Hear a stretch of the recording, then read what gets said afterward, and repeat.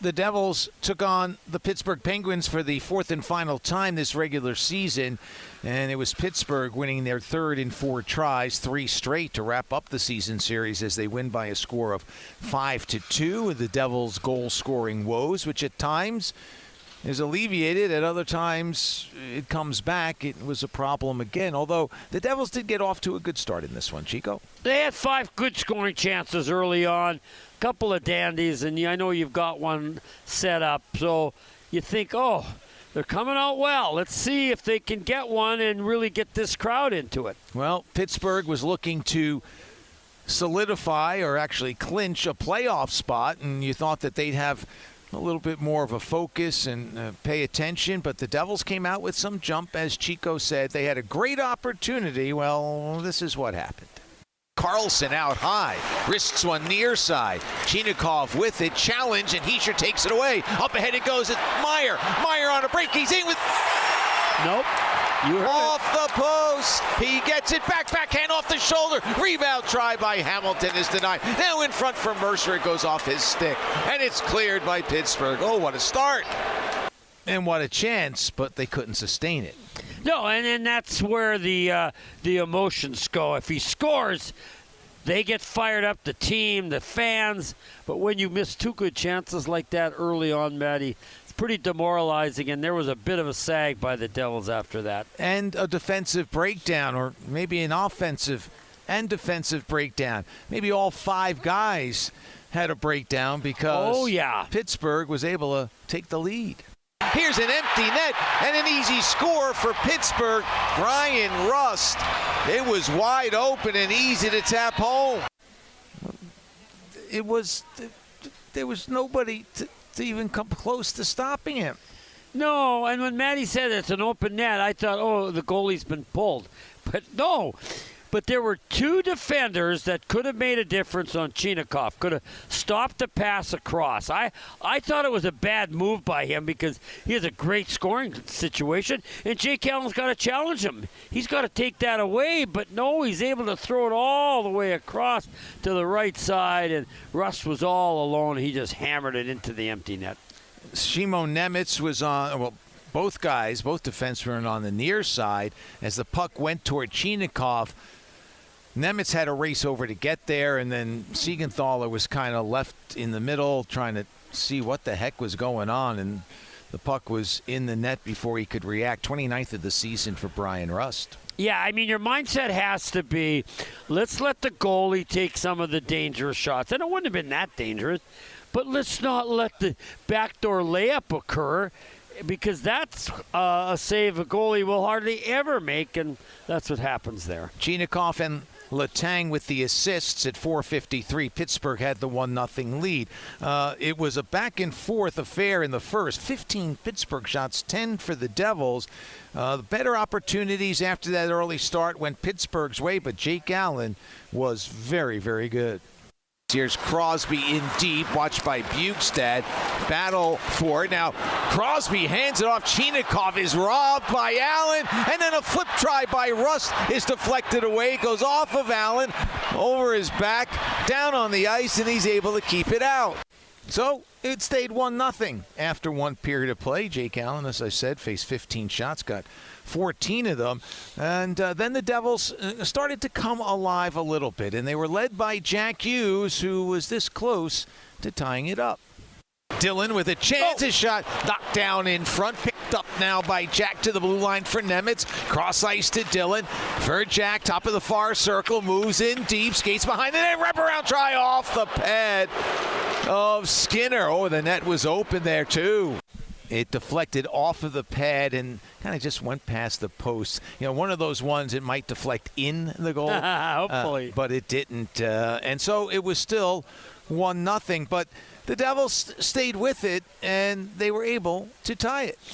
Chips and chases, but slowed down by Wotherspoon, who hands it off to Erik Karlsson.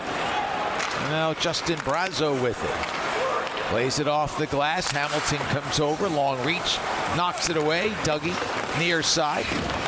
Finds Hallinan. Now back to Hamilton, who lofts it ahead for Connor. He moves in. Backhand scored.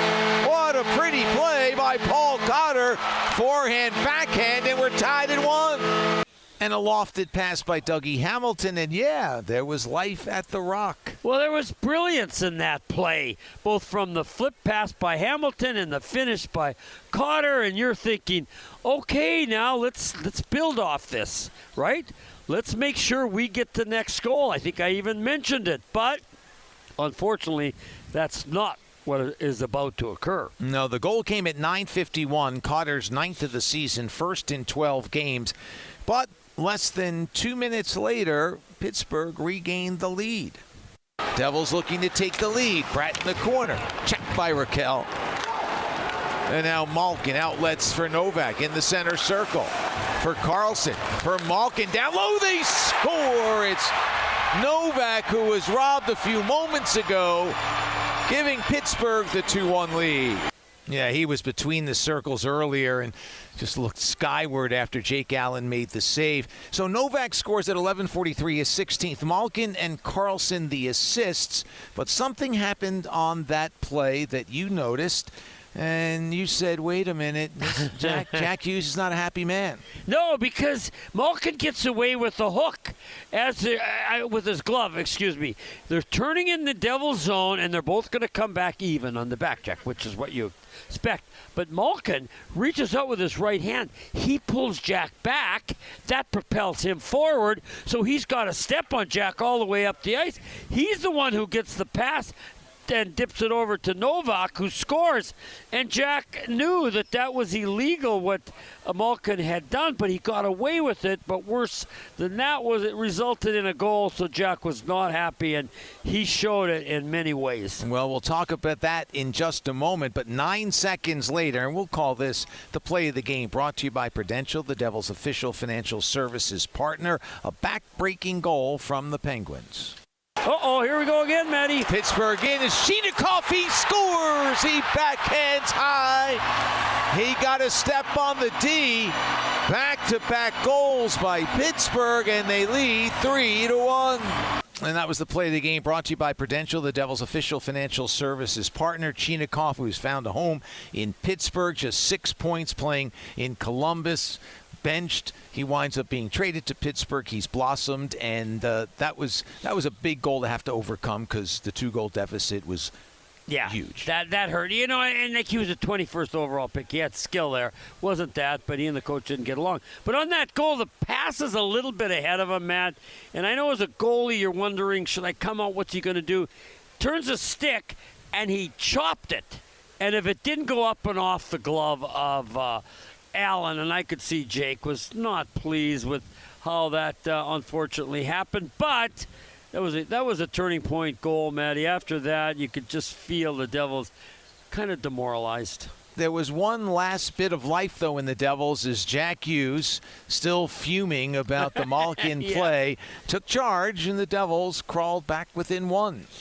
Jack across the line for Pratt. Back to Jack. Short side try fought off by Skinner. Now it's Siegenthaler at the left point. For Jack.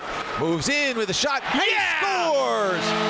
Jack Hughes brings the Devils within 1. You said it. You said he would do something, and he did. His 26 now tied for the team lead with Nico Hischier. 15:07 the time of the goal. Siegenthaler and Brown the assists. Unfortunately, that was the last of the life for the Devils. They gave up 2 goals in the third. 1 to Malkin, an empty netter to Carlson, and 5-2 the final score. Yeah, you know, the one encouraging thing I saw, and this is going to happen more, I don't know how long Jack will get away with it, but if the Devils have a little bit of puck possession time, Matty, Jack goes up in between the boards, high in the zone, and when he gets that puck, he's got a lot of room to deke and dive, and the defender is really kind of caught flat-footed.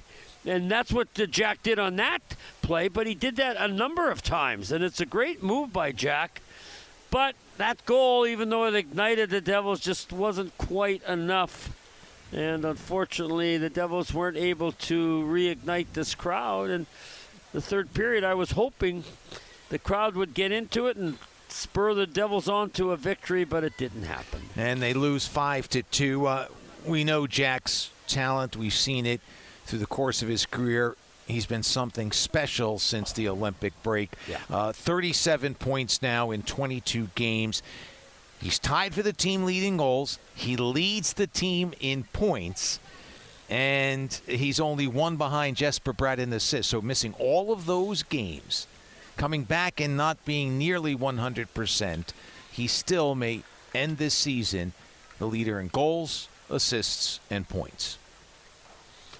Yeah, I mean, it doesn't matter. But, yeah, we know how great he is. But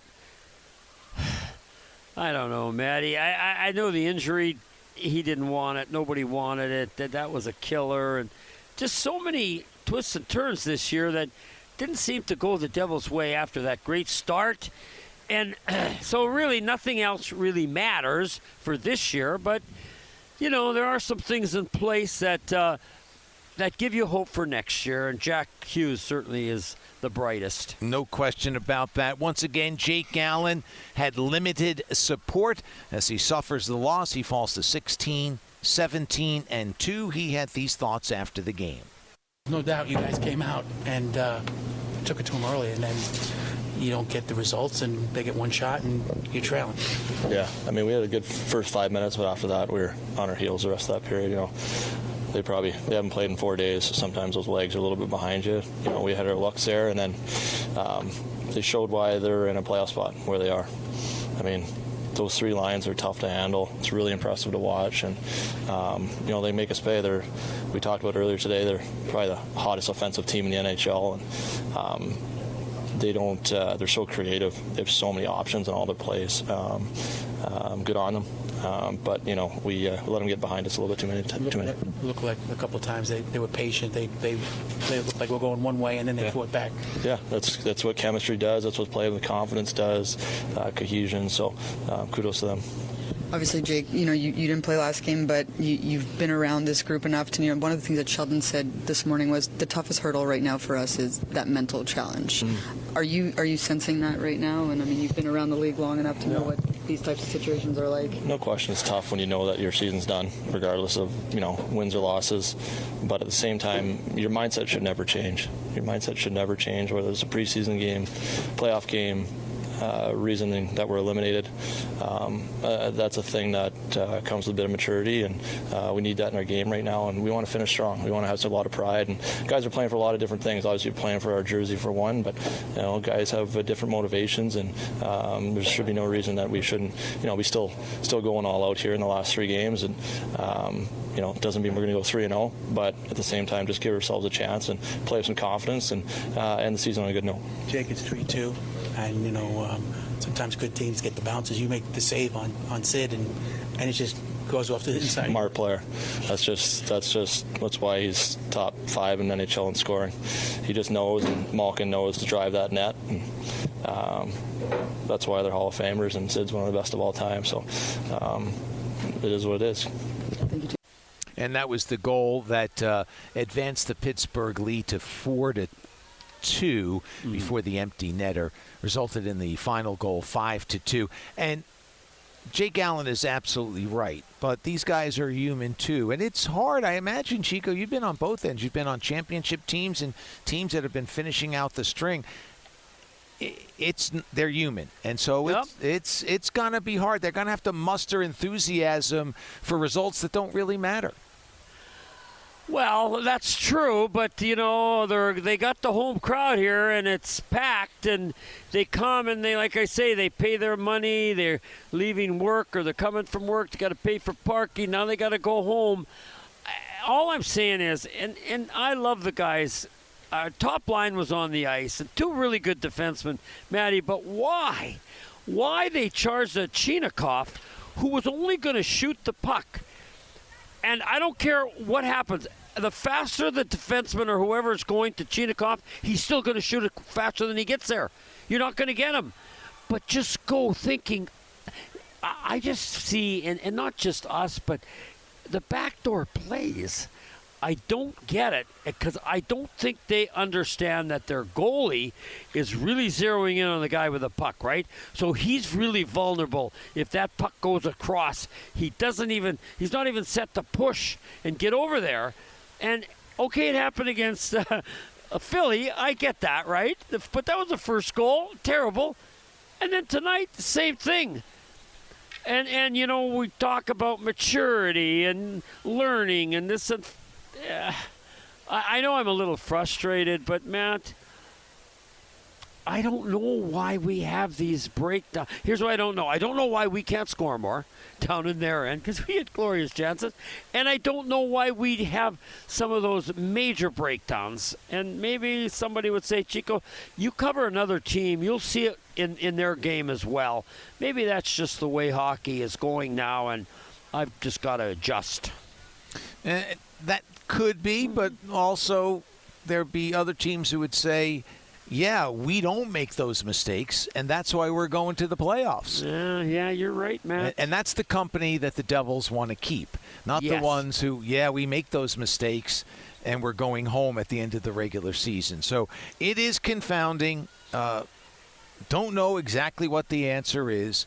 I'm curious, whoever they bring in, it doesn't matter if they bring in a grizzled veteran to be the new GM, a guy who's been in the league for 45 years and knows everything from the inside out, having played it, etc., or they bring in a different voice, someone who's been around the game but is more analytically oriented and hasn't played the game at a very high level, whoever, or a combination.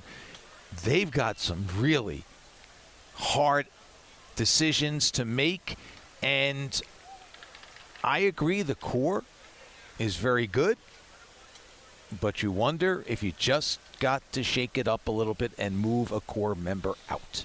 Well, that is a good point. That would take a big step. That would take a risk. That would take some courage on the GM to do that. And when I say the core too, Maddie, the core isn't like 8 or 10 like some teams, you know, like if you went to Denver, they got a core of about 8-10 guys.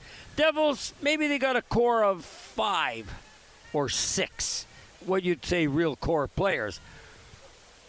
To move one of them, that would be interesting. But either you're going to do that, or you've got to do something, take some good secondary players, and make a trade to help that core become better. Mm-hmm. But something has to happen in the makeup of the team that even gets them thinking, hey, we've only got a short window here to win a Stanley Cup, to make some noise in the playoffs. It can't go another year. It's got to happen next year. And you know who knows that better than anybody? That Mr. Jack Hughes. And I see it in him. He knows. He's been around, and he's not alone. Nico's been here for so long, and he's desperate for that to happen. And so I am not even going to get into what a new general manager has to do, except that, Matty, he's got to come through and make some really nice moves, or else. No doubt, coming to the rescue is what he'll try to do, but there's pressure there. Here's the head coach. You know, that's the way it goes. I mean, they're a team that doesn't. I mean, they generate a bunch of chances, and they could have had a lot more in the first. But you know, you could see in the second and third, like they don't need a whole lot to score. I mean, they've been one of, if not the best league's best offense for quite a period of time here. So you know, we made that one mistake, and certainly not on Jake. It's tough first shot of the game to face, but and then obviously we chased the game from there. You're chasing the game, and at that one point there's 9 seconds there where they score too quick. I mean, what did you kind of see in that moment? In the first goal, the first one of that sequence, we just lose structure in the offensive zone. So they skate by us, get numbers going down the ice, and you know, you can see just how dangerous they are. So we lose structure there, and when you lose structure against a team like that, you know, you kind of open up the ice for them. It's hard to stop it, and it's just a simple routine face-off assignment that thousands of times, you know, it's done correctly, and you know, lose focus for a second, and the guy gets behind you, and you know, probably they're one of their most dangerous and explosive forwards. That can't happen. So obviously that's a major turn in the game, no question. Yeah. Thanks. Wow, that was very quick. Oh. That's an end-of-season quick post-game press conference from the head coach. But if there are not questions to be asked by the attending media, well, he's not going to just sit there and wait for someone else to come And up not with something. much more to say. And what I was saying to Maddie is, and don't get me wrong, you don't know how any of these trades shake out, but Pittsburgh got Chinikov, who looks like really good for Heineman. Nice player, a second and third round pick. That wasn't much. Now, why didn't the Devils do that? I'm not saying the Devils could have, should have. We're in a position to do it, but that's the kind of thing that has to happen this offseason for New Jersey to kind of get somebody that's a little bit dynamic, or like even Manta going to have a great year. And I know you can't predict that, but that's really what the Devils are hoping for, and we'll see if that occurs. Well, the offseason begins on Wednesday as the Devils have been eliminated from playoff consideration, but they have 3 games still to play, and that starts on Saturday against Detroit. Hopefully a little bit better of an effort, a little more energy. I mean, that's just what's been missing the last 2 games, a little bit against Philly and a little bit here too, except for moments. Well, the energy after they missed all the chances. So the skill, I always say skill leads to energy. If you score goals, you're going to get energized, and so are the crowd. But that was the one thing Sheldon said. Great chances again for the first 4 or 5 minutes for the Devils. They couldn't punch one in, and then the other team got the goal, and then they just sagged. So that's what I mean. We could just keep going on and on. But Maddie, the lack of scoring when the Devils are executing really good opportunities but not putting the puck in the net has killed a lot of energy. And it did again tonight, didn't it? It did, as they fall by a score of 5-2. Back in action on the road on Saturday against Detroit, a game you'll hear here on the Devils Hockey Network.